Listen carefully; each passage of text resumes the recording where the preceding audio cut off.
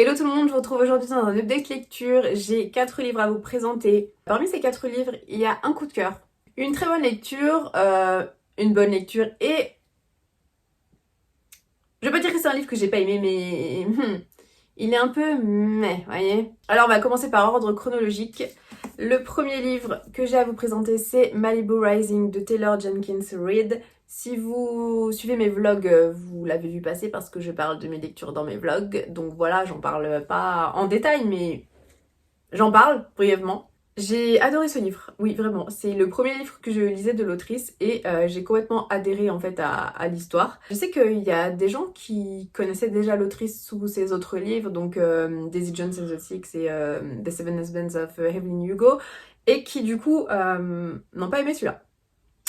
Je ne sais pas pourquoi, parce que personnellement j'ai adoré. Enfin, je sais pourquoi, parce que j'ai vu des revues, mais bon bref. On va en rester sur mon avis, hein. Dans cette histoire, on va suivre Nina. En fait, je vais pas trop vous en dire parce que c'est ça l'erreur que font les gens. Enfin, il y a une revue que j'ai vue en particulier qui... La personne, limite, a spoilé tout le bouquin en disant son résumé. Je me suis dit, waouh, heureusement que moi je l'ai lu parce que j'aurais eu le boule. Hein. On va suivre Nina Riva, qui est une personne célèbre, hein, parce qu'elle est connue dans le monde du surf, elle fait des photos et tout. Et soit dit en passant, c'est la fille de Mick Riva, qui est un chanteur très très célèbre. Donc elle et ses frères et sœurs. Et en fait, chaque année, elle fait chez elle une fête, une grande fête où il y a plein de célébrités qui viennent. Enfin, c'est la fête de l'année en fait à Malibu. Et donc on va suivre cette fête. Mais dans la première partie du bouquin, on va surtout suivre le passé.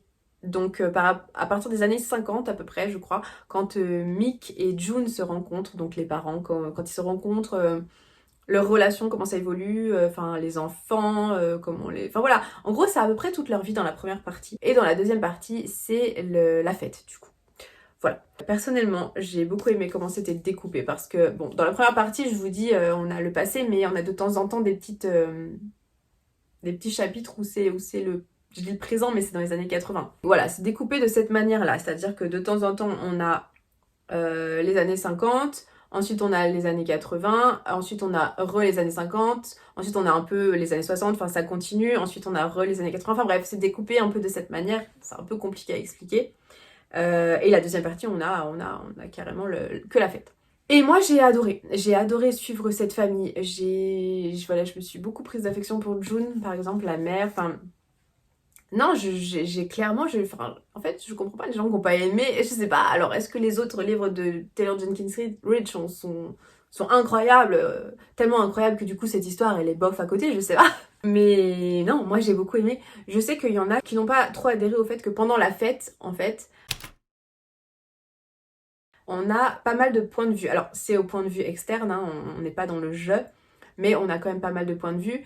Et c'est vrai que pendant la fête, on a parfois des personnages qu'on n'a jamais vus, qu'on connaît pas, et d'un coup, on a leur point de vue.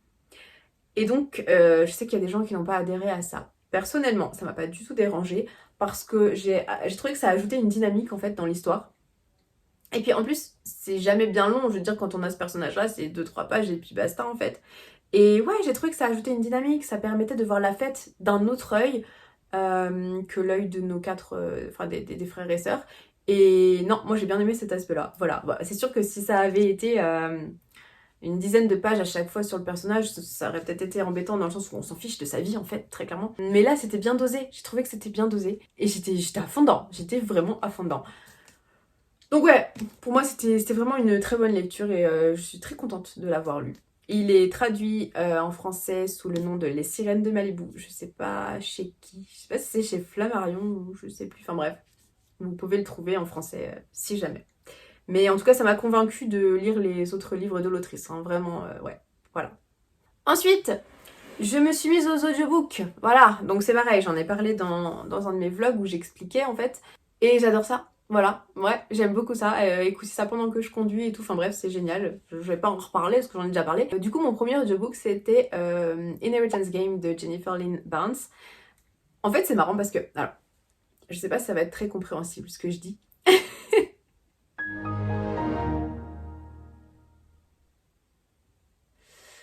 Mais, en fait, ce livre, j'en entendais parler un peu partout et j'avais envie de connaître l'histoire, mais j'avais pas envie de le lire. Voilà. fait, j'avais pas envie que ce soit ma lecture et que ce soit le livre sur lequel je vais rester, entre guillemets, bloquée quand je dis ça, hein, pendant 1 ou 2 semaines, parce que je suis quelqu'un d'assez lent pour lire. Et, et je me suis dit non, j'ai pas envie en fait de le lire. Mais je veux connaître l'histoire parce que ça m'intrigue. Donc je me suis dit, bah allez, il y a en audiobook, je l'écoute. Je vais le lire de via cette plateforme. Voilà. Enfin bref. Dans Inheritance Game, on va suivre Avery, qui est une jeune fille qui, du jour au lendemain, va recevoir une lettre comme quoi elle a reçu un héritage de plusieurs milliards de dollars, alors qu'elle ne connaît pas le donateur, elle ne sait pas qui c'est. Donc voilà, la seule condition pour qu'elle touche cet héritage, c'est qu'en fait, elle va devoir aller habiter pendant 1 an dans le manoir Hawthorne, donc le manoir de la personne qui lui a légué ses sous.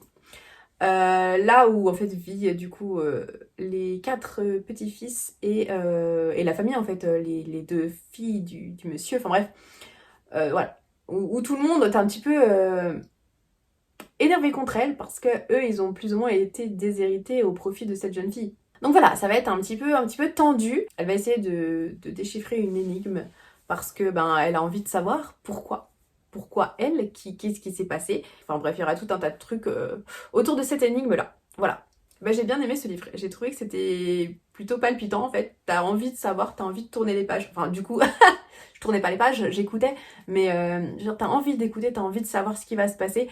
Je vous jure, à chaque fois j'avais hâte de reprendre ma voiture parce que principalement donc j'écoute en conduisant quand je vais au travail et tout, et donc j'avais hâte que la journée se termine pour reprendre ma voiture et réécouter cette histoire. Parce que c'était vraiment une bonne lecture, c'était vraiment une bonne histoire. J'ai eu par contre un peu de mal avec Avery au début. Franchement, je crois qu'il m'a fallu bien 30 chapitres pour commencer à apprécier son personnage. Ouais, parce qu'au début je la trouvais très... Elle était super négative en fait, elle était tout le temps à se plaindre, à faire genre la Dark Sasuke là dans son coin, ça m'a saoulée. Et en plus, elle radote tout le temps. Tout le temps. Genre, elle se rappelle tout le temps de trucs. Non, non, non, ça remettait des phrases. Ah oui, comme quand truc m'a dit ça. Enfin, ouais. Elle m'a un peu énervée en fait, au début. Mais ça m'a pas du tout empêché d'apprécier l'histoire parce que, au contraire, je trouvais qu'au-delà de ça, l'histoire a été vraiment intéressante. Et j'ai hâte qu'ils mettent le tome 2 en audiobook parce que du coup, je vais lire le tome 2 de cette manière-là aussi. Et ouais, non, je suis contente. Bonne lecture. Ensuite, c'est pareil, si vous avez vu donc mon fameux vlog où je parle des audiobooks, vous ne serez pas surpris. Avec ce livre-là, voilà, c'est mon coup de cœur. Ce livre-là, mon gros coup de cœur. Carrément, ouais. Je l'ai acheté en format papier, mais je l'ai lu en audiobook aussi. Et ah, quel plaisir! Mais quel plaisir l'audiobook! Le narrateur, incroyable. Vraiment, c'était un truc... J'entends encore sa voix dans ma tête, c'est vous dire. C'était génial. C'était génial. Voilà. Je voulais l'acheter parce qu'il y avait des passages que je voulais relire à l'écrit. C'était pas forcément une bonne idée parce que ça m'a fait pleurer de nouveau, hein, mais dans cette histoire, on va suivre Patrocle. En fait, si vous connaissez l'histoire, je pense que vous connaissez parce que tout le monde connaît de base, et je crois même qu'on y étudie à l'école, je me rappelle plus, ça commence à dater un petit peu. Mais c'est sur l'histoire en fait, de la guerre de Troie. Et on va suivre Patrocle depuis son enfance, adolescence. Enfin, en fait, on va le suivre en grandissant. Et quand il rencontre Achille, notamment, comment va naître leur relation, comment ça va évoluer, comment ils vont se retrouver à aller à la guerre. On va suivre tout ça, en fait. Et c'était beau. C'était beau. En fait, c'était tristement beau. Je sais pas comment dire. C'était magnifique. Moi, j'étais transportée dans cette histoire. J'étais tellement accrochée à eux. J'ai adoré les personnages. Je sais pas, c'était trop bien retranscrit, c'était trop bien écrit. J'ai adoré leur histoire. C'était si beau, c'était si triste, c'était si...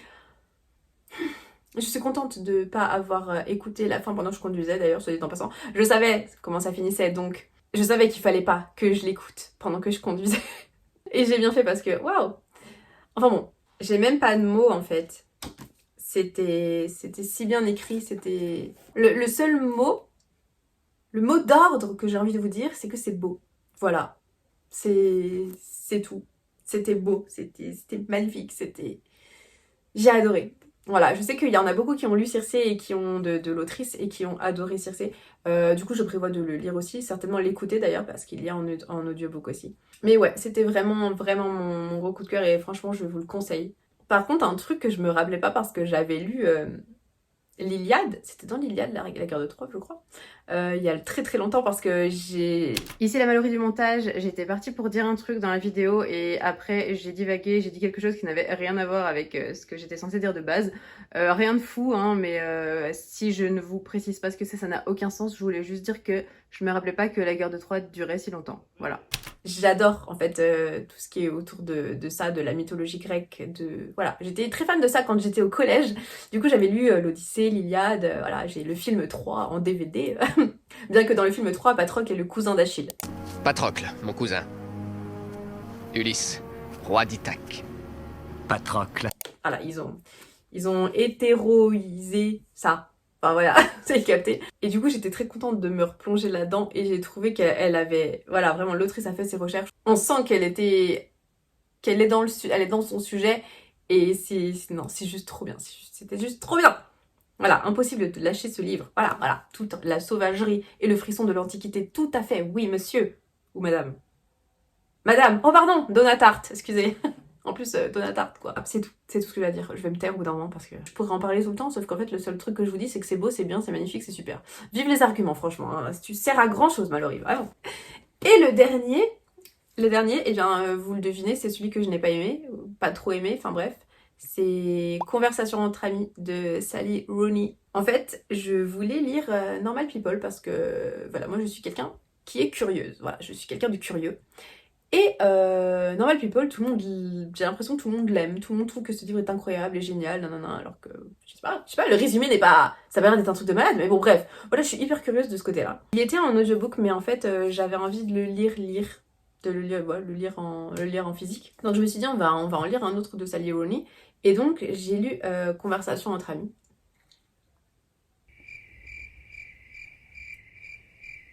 Ben, ouais. J'ai pas trop aimé. En fait, dans ce livre, on va suivre Frances qui, avec sa meilleure amie Bobby, qui est entre autres son ex-copine, elles sont sorties ensemble un petit moment, vont rencontrer un couple de personnes, Melissa et Nick, et en fait, ils vont se mettre à faire des... Elle est photographe, elle. Ouais, c'est ça. Et en fait, ils vont se mettre à faire des soirées ensemble, voilà, parler de choses intellectuelles, enfin bref, voilà. Ils vont se mettre à se côtoyer. Et petit à petit, il y a une relation qui va naître entre Frances et Nick. Donc Nick qui est le mari de Melissa. Hein. Mais voilà, ils vont tomber sous le charme l'un de l'autre. Et on va suivre un petit peu toute cette histoire. Voilà, l'évolution de cette histoire, comment ça se passe avec Melissa, Bobby qui est un peu en kiff sur Melissa, mais finalement, blablabla. Enfin bref, ouais, tout un tas de trucs là. Je sais même pas trop quoi dire parce que ça m'a tellement pas passionnée. En fait, ce qu'il y a, c'est que c'est pas nul. Non, on peut pas dire que c'est nul parce que, voilà, l'histoire, elle est là, et elle est pas nulle. Parce que si elle était nulle, je l'aurais pas écoutée jusqu'à la fin. Mais, on va dire que je me suis pas du tout attachée au personnage, en fait. Je me suis pas du tout attachée au personnage, j'étais en dehors de l'histoire, je l'écoutais. Mais c'était... Il y avait rien de fou, je sais pas. Il se passait pas grand-chose. En fait, je pense que... Je sais pas, ce genre de livre, je pense que c'est pas fait pour moi. Je sais même pas comment on peut qualifier ce genre de livre. C'était pas passionnant, ça m'a pas passionné en fait. Voilà, c'est ça, ça m'a pas passionné, j'avais pas... Voilà, je l'écoutais, mais je pense que si je l'avais lu, ça c'est un peu contradictoire avec ce que je vous ai dit juste avant, mais je pense que si je l'avais lu, je l'aurais peut-être abandonné. Après, il est court, hein, franchement, il était court, c'était 7 heures d'écoute, hein, c'était rapide. Donc je pense qu'à lire, il devait être rapide. Mais, ouais, je sais pas, c'était... Non. J'ai pas trop apprécié. Pourtant, ça aborde des sujets qui sont intéressants, de base. Voilà, ça parle aussi d'endométriose, ce genre de choses. Ça parle de... Bah, du coup, d'adultère, concrètement, hein, parce que lui, il est marié. Hein, Je sais pas. Les sujets abordés sont intéressants. Mais c'est comment ça a été exploité avec le personnage de Frances. Je sais pas, j'ai pas... Non, j'ai pas adhéré. Bah, c'est comme ça, hein. C'est comme ça. Mais je reste quand même pas fermée, dans le sens où je pense que je lirai Normal People parce que j'étais intéressée par Normal People. Et c'est pas parce que t'as pas aimé un livre de l'autrice que tu aimeras aucun de ses livres. Donc non, je vais pas rester bête et je pense que je découvrirai Normal People juste pour savoir pourquoi les gens en parlent tellement de façon en mode c'est le livre de l'année, enfin du mois, du n'importe quoi, de la décennie, enfin vous avez capté. Mais celui-là, non, celui-là ça l'a pas fait pour moi. C'est un non, c'est un non. Voilà, c'en est tout pour mon update lecture. J'espère que ça vous a plu. Si vous avez lu un de ces livres, n'hésitez pas à me le dire dans les commentaires, qu'on en parle. Si vous avez aimé, si vous n'avez pas aimé, voilà. On peut débattre, y a pas de souci. Et puis, en attendant, je vous dis à bientôt dans une prochaine vidéo. Bye!